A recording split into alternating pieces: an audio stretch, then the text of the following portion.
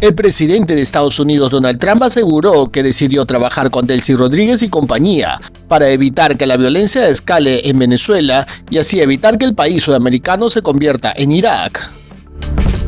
El director de la CIA, John Ratcliffe, se reunió el jueves durante 2 horas con la presidenta interina de Venezuela, Delcy Rodríguez, en Caracas, para transmitir el mensaje de que Estados Unidos espera una mejora en la relación de trabajo.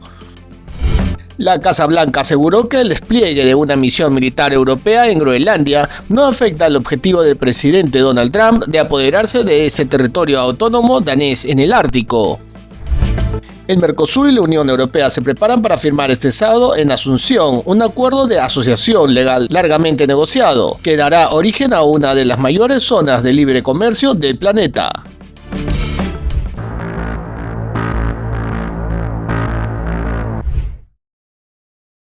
El presidente de Estados Unidos, Donald Trump, explicó por qué su administración decidió respaldar a Delcy Rodríguez como presidenta interina de Venezuela tras la captura de Nicolás Maduro. Trump respondió de esta forma tras los cuestionamientos de la oposición venezolana de respaldar a la elegida por el régimen en lugar de llevar al poder a la oposición liderada por Edmundo González y María Corina Machado. Presidente, ¿por qué decidió trabajar con Delcy Rodríguez, elegida por el chavismo sobre María Corina Machado, que ha sido el soporte de los venezolanos? Si alguna vez recuerdas un lugar llamado Irak, donde espiaron a todos, a cada persona, a la policía, a los generales, a todos, y terminaron siendo parte del Estado Islámico. En lugar de simplemente ponerse manos a la obra, terminaron siendo parte del ISIS. Así es como lo recuerdo.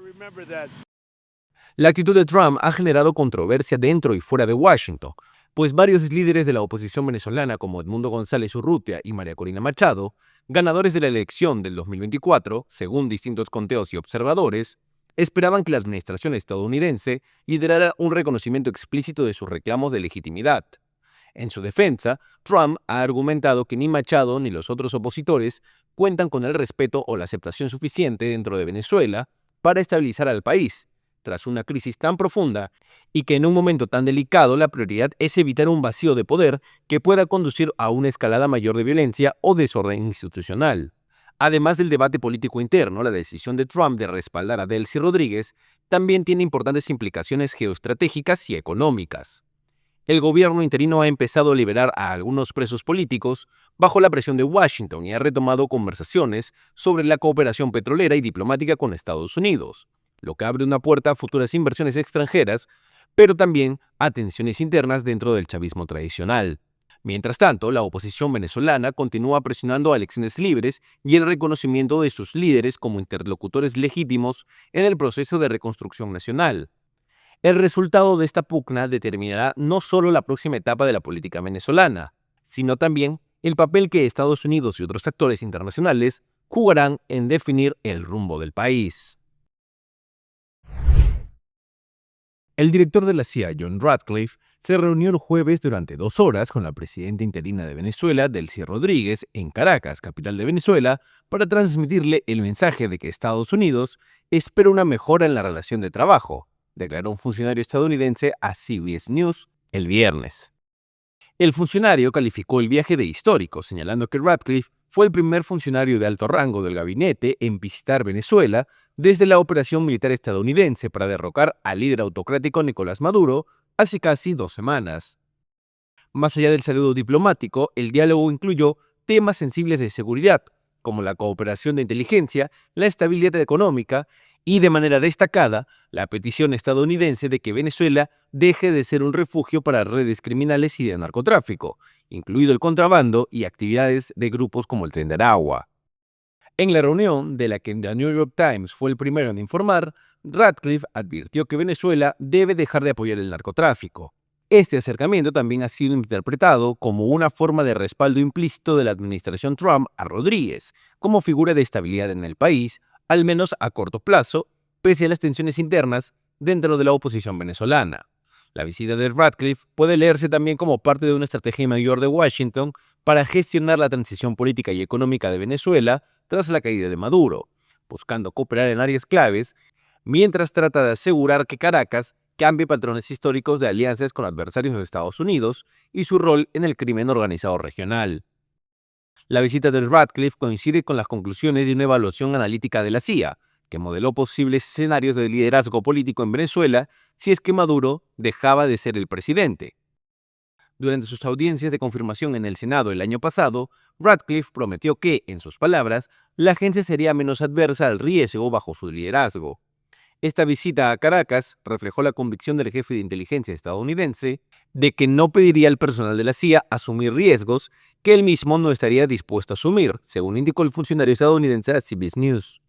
Asimismo, se informó previamente que la CIA contaba ya con un pequeño equipo que operaba de manera clandestina sobre el territorio de Venezuela desde al menos agosto del año pasado, con el objetivo de sentar bases para capturar a Maduro, incluyendo un activo humano que ayudaba a rastrear sus movimientos. La líder de la oposición venezolana, María Corina Machado, entregó el Premio Nobel de la Paz al presidente de Estados Unidos, Donald Trump, tras su encuentro en Washington con el objetivo de ganar su respaldo durante el proceso de transición del gobierno de Venezuela tras la captura de Nicolás Maduro. Porque él realmente se lo merece. ¿Y cómo se dice? Fue un momento verdaderamente conmovedor y lleno de emoción. Fue entonces que tomé la decisión de presentar la prestigiosa medalla del Premio Nobel de la Paz en nombre del pueblo de Venezuela. Una foto publicada por la Casa Blanca muestra a Trump junto a Machado sosteniendo una gran placa con marco dorado que parecía lista para colgar en la pared, que contiene la medalla y la dedicatoria, presentada como un símbolo personal de gratitud en nombre del pueblo venezolano y el reconocimiento a la decisiva acción y basada en principios del presidente Trump para asegurar la Venezuela libre. En respuesta, Trump agradeció el maravilloso gesto de Machado en una publicación en su red social Truth Social. Fue un gran honor para mí conocer hoy a María Corina Machado de Venezuela. Es una mujer maravillosa que ha pasado por muchísimo. María entregó su Premio Nobel de la Paz por el trabajo que he realizado. Un gesto maravilloso de respeto mutuo. Gracias, María.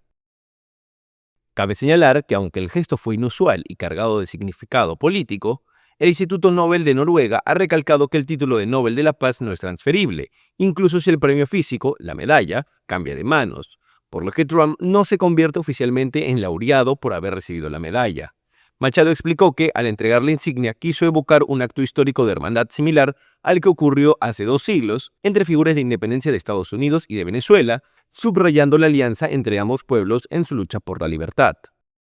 Más allá del gesto, la reunión también fue una jugada estratégica de Machado para ganar el respaldo político de Washington en el marco de la transición venezolana, especialmente tras ser marginada por la Casa Blanca en favor de reconocer a Delcy Rodríguez como la presidenta interina de Venezuela. A pesar de la cordialidad del encuentro y la entrega simbólica del Nobel, Trump ha mantenido reservas sobre la capacidad de Machado para liderar el país y ha enfatizado su apoyo en el proceso de reconstrucción democrática desde una perspectiva más amplia, lo que deja en evidencia tensiones internas de la oposición venezolana y la compleja relación con Estados Unidos.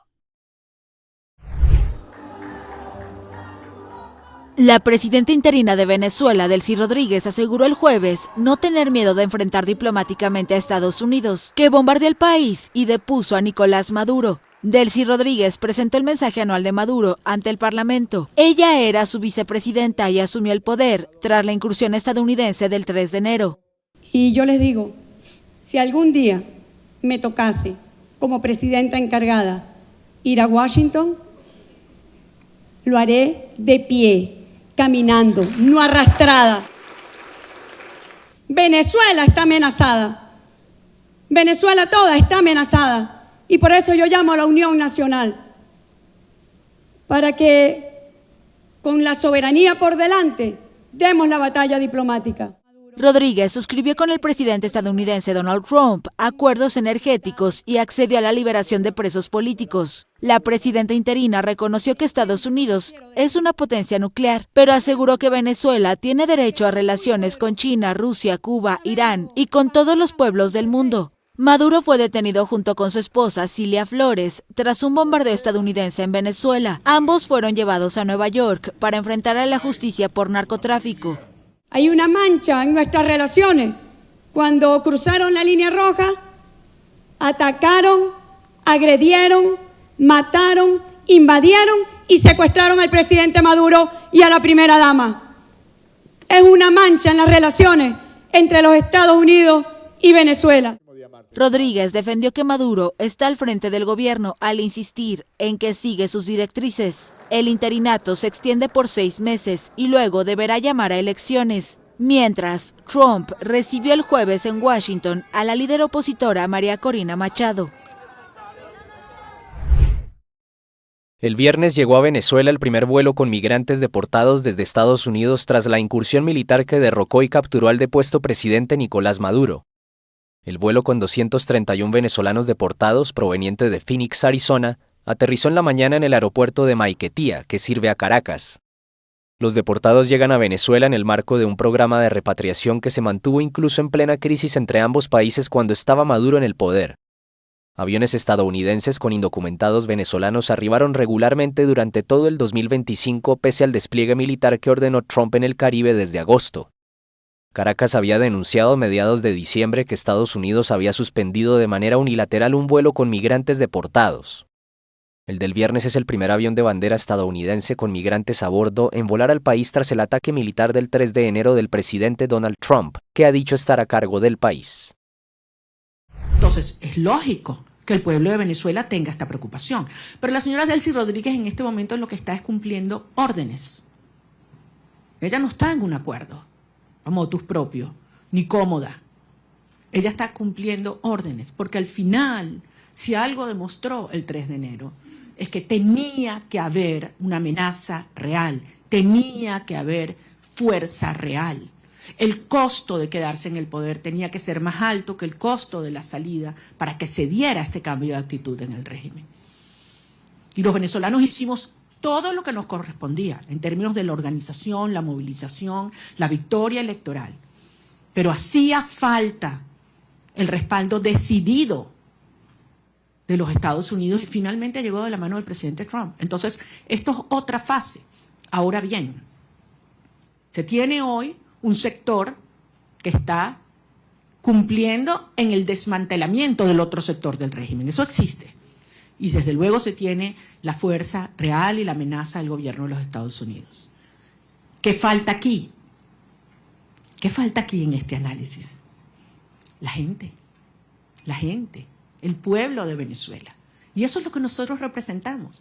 La legitimidad y la garantía de una transición ordenada que tiene que tener el respaldo del pueblo de Venezuela. Cuando tú tienes un pueblo unido, no hay manera de ignorarlo. Y yo sé que ese no es el objetivo del presidente Trump o del secretario Rubio, todo lo contrario.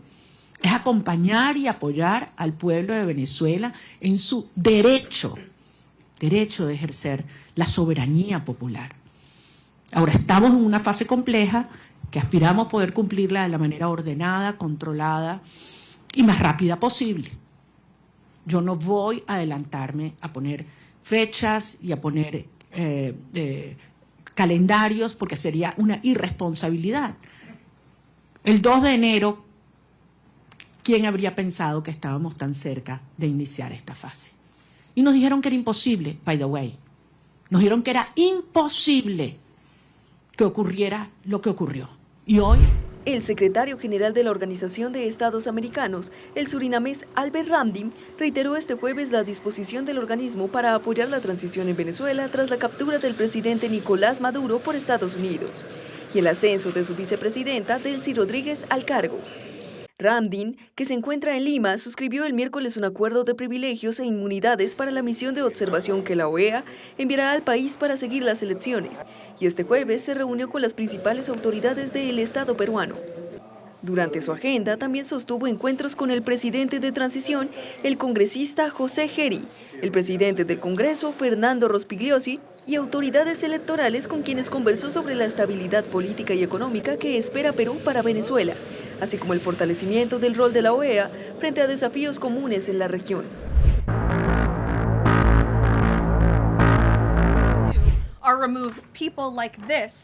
La Casa Blanca desestimó el jueves el despliegue de una misión militar europea en Groenlandia.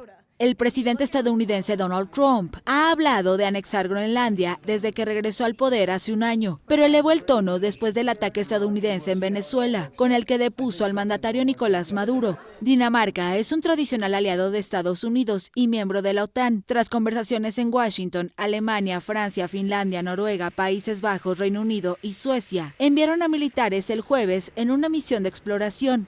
Dinamarca anunció además el despliegue de más tropas de la OTAN, ya que Trump afirma que quiere apoderarse del territorio autónomo danés en el Ártico, porque lo considera vital para la seguridad de Estados Unidos, ya que según él, de no hacerlo, lo ocuparían Rusia o China. En cuanto a su primera pregunta sobre Groenlandia, no creo que las tropas de Europa influyan en el proceso de toma de decisiones del presidente, ni en absoluto en su objetivo de adquirir Groenlandia. Dinamarca buscó apaciguar a Estados Unidos, que afirma que está considerando comprar la isla, sin descartar una intervención militar en ese territorio rico en recursos minerales, y el gobierno de Groenlandia ha reiterado que no serán territorio estadounidense. Lo dije el otro día, Groenlandia no será propiedad de Estados Unidos, Groenlandia no será administrada ni controlada por Estados Unidos, Groenlandia no será parte de Estados Unidos. El gobierno danés informó que está formando un grupo de trabajo para mejorar la seguridad en el Ártico y afirmó que existe un consenso dentro de la alianza de la OTAN en que una presencia reforzada en el Ártico es crucial para la seguridad de Europa y Norteamérica. El gobierno ruso calificó el jueves de mito las acusaciones de que su país suponga una amenaza para Groenlandia. El presidente de Estados Unidos, Donald Trump, volvió a plantear este jueves la posibilidad de invocar la Ley de Insurrección de 1807, una norma federal centenaria que autoriza al mandatario a desplegar tropas en el territorio estadounidense cuando considera que hay disturbios graves o insurrecciones que las fuerzas civiles no pueden controlar. Trump advirtió que si las autoridades locales de Minnesota no contienen las protestas contra las acciones del Servicio de Inmigración y Control de Aduanas, ICE, podría usar esta herramienta para federalizar las fuerzas militares y restaurar el orden. Esta amenaza se produce en medio de las manifestaciones que se intensificaron tras 2 tiroteos que implicaron a agentes federales en Minneapolis, incluidos el más reciente, donde un agente disparó e hirió en la pierna a un hombre venezolano durante una operación después de que hace días una ciudadana estadounidense fuera fatalmente baleada por otro funcionario del ICE, lo que encendió la indignación pública y repudio generalizado. La secretaria de prensa de la Casa Blanca, Karoline Leavitt, defendió que la ley es una herramienta a disposición del presidente y subrayó que la advertencia de Trump fue un mensaje claro para los demócratas del país sobre la necesidad de frenar lo que Washington califica como agresiones contra agentes federales. Como se recuerda, Trump ya había insinuado el uso de esta ley en el pasado, por ejemplo en el 2020 durante las protestas tras la muerte de George Floyd y más reciente en Portland en 2025, aunque nunca llegó a implementarlas realmente. En este caso, críticos jurídicos y líderes locales han señalado que invocar la ley de insurrección sin el respaldo de las autoridades estatales sería inusual y podría enfrentar desafíos legales, generando una posibilidad de choque constitucional entre el gobierno federal y el estado de Minnesota. Taiwán y Estados Unidos logran un acuerdo sobre aranceles e inversiones en chips y tecnología. La isla asiática es una potencia en la producción de chips, un componente fundamental de la economía mundial y el cual Estados Unidos desea que se fabrique en su territorio. El acuerdo alcanzado impulsará una reubicación masiva del sector de los semiconductores estadounidense, dijo el Departamento de Comercio norteamericano. De su parte, Washington reducirá los aranceles a los bienes taiwaneses al 15%, frente al 20% actual aplicado para abordar el déficit comercial estadounidense y prácticas que considera desleales. El primer ministro taiwanés celebró el acuerdo. A juzgar por los resultados, el arduo trabajo del equipo y las numerosas rondas de consultas para completar esta tarea equivalen a un home run bien ejecutado, y el equipo merece un gran elogio.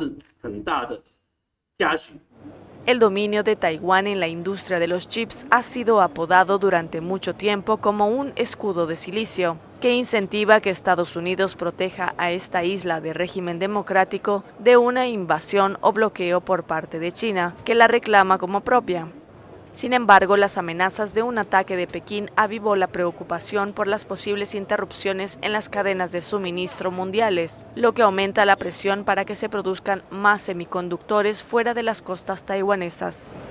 En virtud del acuerdo, las empresas taiwanesas de semiconductores y tecnología realizarán nuevas inversiones directas por un total de al menos $250.000 millones para ampliar su capacidad en áreas como chips avanzados y la IA en Estados Unidos, aseguró Washington.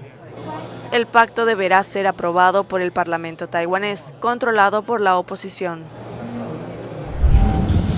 El gobierno de Cuba redobló su discurso más duro frente a Estados Unidos al cumplirse casi 2 semanas de los ataques estadounidenses a Venezuela que culminaron con la captura del presidente Nicolás Maduro.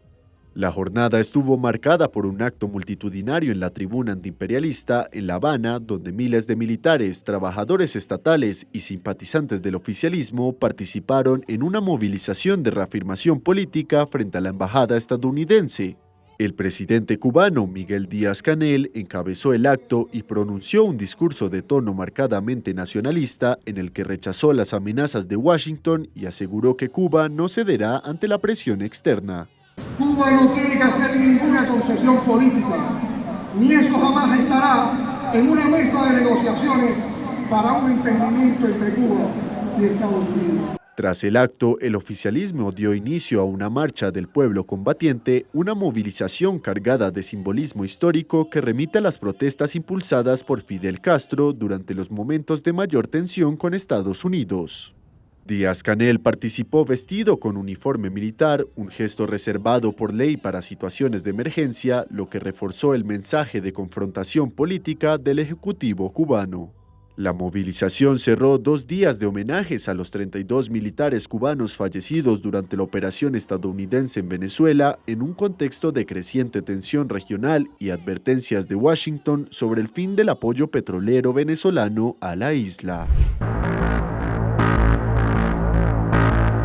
Daniel Ortega, copresidente de Nicaragua, reclamó que el presidente venezolano Nicolás Maduro sea devuelto de inmediato a su país, luego de haber sido detenido el pasado 3 de enero durante una operación militar de Estados Unidos realizada en territorio venezolano, un hecho que ha provocado fricciones a nivel regional. Asimismo, demandó que se ponga fin a las amenazas dirigidas en su contra. Las declaraciones de Ortega se produjeron en el marco de un acto privado de graduación de cadetes policiales que presidió junto a su esposa y copresidenta del país, Rosario Murillo. Al mismo tiempo, Ortega insistió en que espera que se logre respetar al pueblo venezolano, al tiempo que reiteró su rechazo a lo que consideró una violación de la soberanía de ese país. En la madrugada del sábado 3 de enero, habitantes de Caracas y de los estados vecinos de La Guaira, Aragua y Miranda fueron sorprendidos por una operación militar de Estados Unidos que culminó con la captura de Maduro y de su esposa Cilia Flores. El mandatario venezolano fue trasladado de inmediato a Estados Unidos y compareció ante un tribunal en Nueva York, donde enfrenta 4 presuntos cargos federales, entre ellos conspiración de narcoterrorismo y conspiración para la importación de cocaína. En ese contexto, Ortega también pidió que cesen las amenazas contra Cuba, país que atraviesa uno de sus momentos de mayor tensión con Estados Unidos luego de la intervención militar en Venezuela. El expresidente brasileño Jair Bolsonaro fue trasladado el jueves a una cárcel en Brasilia, donde cumplirá su condena por intento de golpe de Estado en condiciones más favorables, según una decisión judicial obtenida por la France Press. El exmandatario fue condenado en septiembre pasado a 27 años de prisión tras ser declarado culpable de conspiración para aferrarse al poder de forma autoritaria tras su derrota ante el actual presidente de izquierda, Luis Ignacio Lula da Silva, en 2022. El traslado del ex jefe de Estado, de 70 años y con problemas de salud, ocurre días después de que su defensa reiterara su pedido de prisión domiciliaria humanitaria. Recluido desde finales de noviembre en una habitación de la sede de la Policía Federal en Brasilia, Bolsonaro fue llevado al centro penitenciario Papuda, en las afueras de la capital, según la decisión judicial firmada por el magistrado de la Corte Suprema, Alexandre de Moraes, a cargo del caso. El tribunal indicó que Bolsonaro ya está en Papudiña, un predio de la policía militar ubicado dentro del enorme complejo carcelario de Papuda. Bolsonaro tendrá uso exclusivo de un espacio reservado normalmente para 4 personas, con cocina, televisión, cama matrimonial y área externa privada. El tribunal apuntó que ahí tendrá más tiempo para recibir visitas, podrá tomar sol y hacer ejercicios en cualquier momento del día y dispondrá de una cinta de correr y una bicicleta, siguiendo recomendaciones médicas. Carlos Bolsonaro, uno de los hijos del expresidente, criticó el traslado a un ambiente carcelario severo.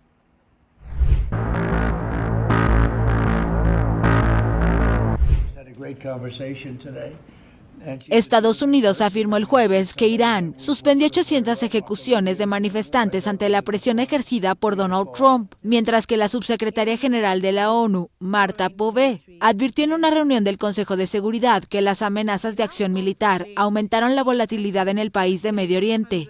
Los países del Golfo parecieron haber disuadido a Trump de emprender una acción militar contra Teherán por la letal represión de las marchas. Observamos con alarma diversas declaraciones públicas que sugieren posibles ataques militares contra Irán. Esta dimensión externa añade volatilidad a una situación ya de por sí explosiva. Irán se vio sacudida por protestas antigubernamentales que fueron reprimidas y hasta el miércoles, Estados Unidos amenazaba con una acción militar contra Irán si se aplicaba la pena de muerte a las personas arrestadas por las manifestaciones. El representante de Irán en la reunión del Consejo de Seguridad, Gholam Hussein Darzi, acusó a Washington de explotar las protestas pacíficas con fines geopolíticos. Las protestas pacíficas que comenzaron el 28 de diciembre de 2025 con demandas económicas legítimas fueron deliberadamente secuestradas por grupos armados organizados y transformadas en disturbios violentos. President Trump is a man of action. El presidente Trump es un hombre de acción, no de palabrería interminable, como la que vemos en las Naciones Unidas. Lo ha dejado claro, todas las opciones están sobre la mesa para detener la masacre. Las organizaciones de derechos humanos acusan a Irán de reprimir las protestas, dejando miles de muertos, en un país privado desde hace una semana de acceso a Internet. Según el último balance de la ONG Iran Human Rights, con sede en Noruega, más de 3.400 manifestantes han muerto desde el inicio del movimiento. Las autoridades iraníes no han facilitado ningún balance oficial. El jueves, la vida había vuelto a la normalidad en Teherán, según un periodista de la France Press en la capital iraní. El presidente de Estados Unidos, Donald Trump, anunció el jueves en su plataforma Truth Social la creación de un Consejo de Paz para Gaza, un elemento clave de la fase 2 de un plan respaldado por Washington para poner fin a la guerra en el territorio palestino. La creación del Consejo se produce poco después del anuncio de un comité tecnocrático palestino de 15 miembros, encargado de administrar la franja de Gaza en la posguerra. Este comité de expertos trabajará bajo la supervisión del Consejo de Paz que se espera sea presidido por Trump. El plan también contempla el despliegue de una fuerza internacional de estabilización para ayudar a asegurar Gaza y entrenar a unidades seleccionadas de la policía palestina. El portavoz de Hamas, Hassem Qasem, celebró la formación de un comité tecnocrático para gobernar la Gaza de la posguerra. Sí, somos optimistas de que el comité independiente y tecnocrático llevará a cabo su labor de la mejor manera posible aquí en la Franja de Gaza. Por nuestra parte, facilitaremos el proceso de traspaso y garantizaremos el éxito del trabajo de este comité, en beneficio de nuestro pueblo palestino y para implementar lo que hemos anunciado, que jamás no participará en el gobierno de Gaza en el día después. El plan de paz para Gaza, respaldado por Estados Unidos, entró en vigor por primera vez el 10 de octubre, lo que facilitó el retorno de todos los rehenes en manos de Hamas y el fin de los combates con Israel. La segunda fase del plan está ahora en marcha, aunque ensombrecida por cuestiones no resueltas. Para los palestinos, la cuestión central aún es la retirada militar completa de Israel de Gaza, un paso incluido en el marco del plan, pero para el cual no se ha anunciado un calendario detallado. Hamas, por su parte, se ha negado a comprometerse públicamente con un desarme total, una exigencia no negociable por parte de Israel.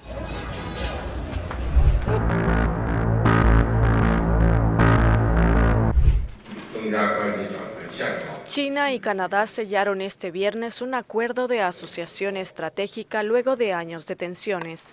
El presidente chino Xi Jinping y el primer ministro de Canadá, Mark Carney, firmaron un acuerdo preliminar en comercio y turismo.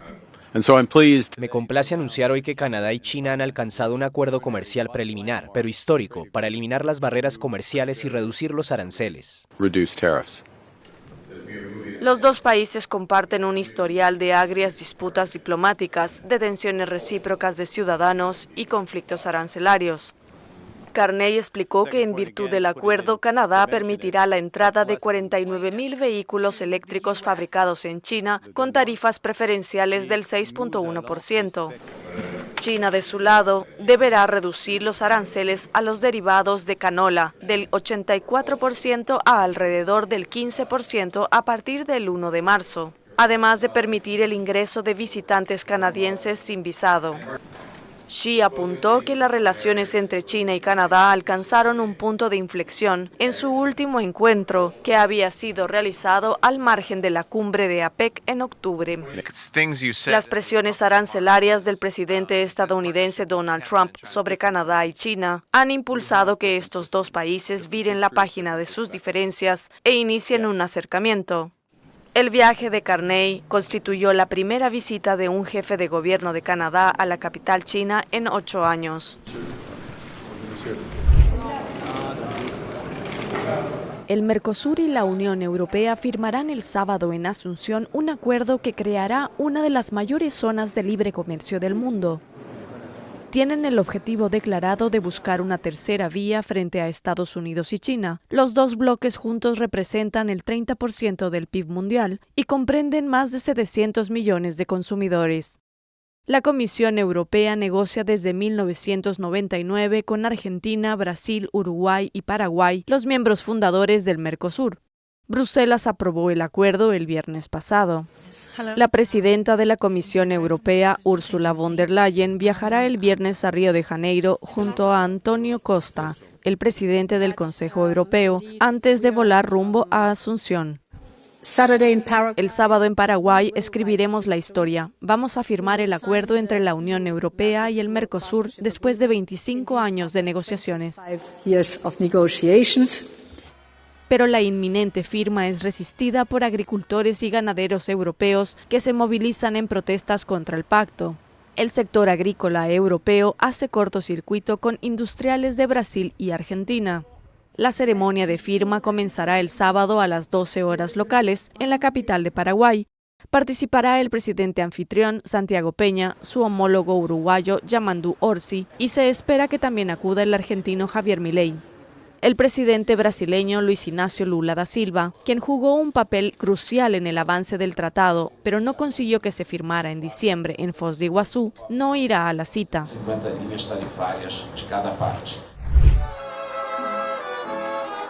Julio Iglesias rompió el silencio este viernes. Calificó de absolutamente falsas las acusaciones de 2 exempleadas que lo denunciaron ante la justicia española por presuntos delitos sexuales y trata de personas. Con profundo pesar, respondo a las acusaciones realizadas por 2 personas que anteriormente trabajaron en mi casa, indicó el cantante de 82 años en Instagram.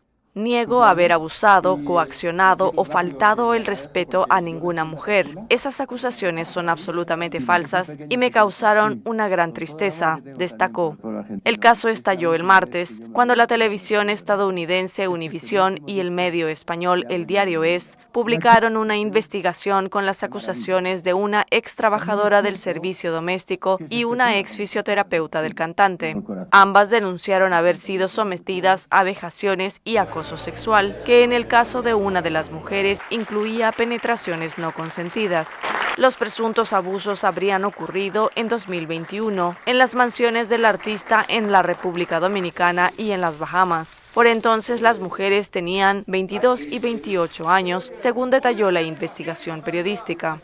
El cantante agregó en su mensaje: "Nunca había sentido tanta maldad, pero aún me quedan fuerzas para que la gente conozca toda la verdad y defender mi dignidad ante un agravio tan grave".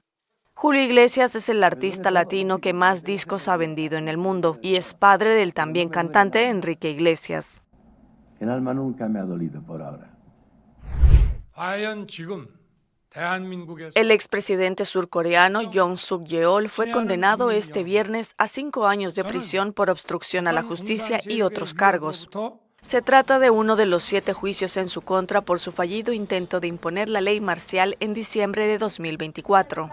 La pena es inferior a los 10 años de prisión solicitados por la Fiscalía contra el ex líder conservador de 65 años.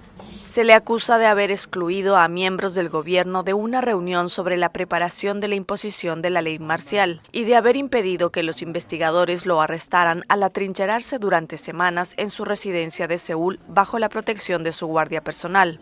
Fue detenido en enero de 2025 durante un operativo que duró varias horas. El caso sumió al país en varios meses de protestas masivas e inestabilidad política. Según el juez Baek Dae-jung, a pesar de tener el deber, por encima de todos los demás, de defender la Constitución y observar el Estado de Derecho como presidente, el acusado mostró en cambio una actitud que ignoraba la Constitución. La culpabilidad del acusado es extremadamente grave, añadió. La defensa del expresidente rechazó la decisión del tribunal. El veredicto de hoy difumina la frontera entre el ejercicio de la autoridad constitucional de un presidente y la responsabilidad penal. Si este criterio prevalece, ningún presidente en el futuro podrá tomar medidas firmes en momentos de crisis, y después cualquier acto de gobierno estará en riesgo de ser configurado como un crimen. Uno de los juicios que enfrenta Yoon Suk-yeol es por insurrección, que podría acarrearle la pena de muerte. Los abogados del expresidente tienen 7 días para apelar la condena.